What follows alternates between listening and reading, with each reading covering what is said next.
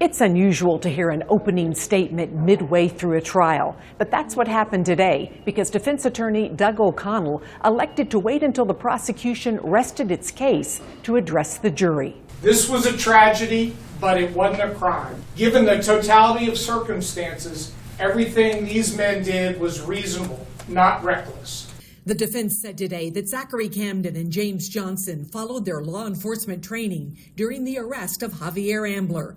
Ambler left a 2019 traffic stop, led deputies on a high-speed chase, and then came to a stop when he crashed his SUV. The deputies used tasers while trying to arrest Ambler and get him in handcuffs. During that time, Ambler told deputies he had a heart condition and could not breathe.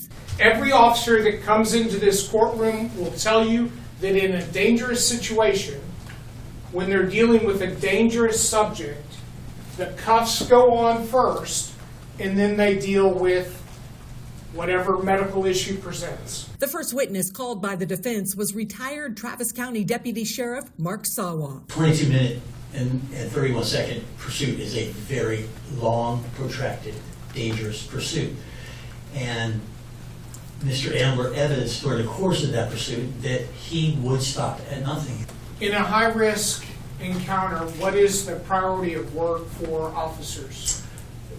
There is one set priority. The very first priority is control the scene and make it safe. Under cross-examination, the prosecution questioned the expert witness about the use of force during the arrest and whether Ambler was trying to comply with officers' orders. Whose responsibility is it to determine whether or not the person is in compliance? The officer. The officer. Yes. A whole lot depends on that, doesn't it? That's correct. In fact, depending on how they read whether there's compliance or not, determines whether or not they can use force. The reasonable determination, correct. The defense is likely to wrap up its case and turn it over to the jury later this week.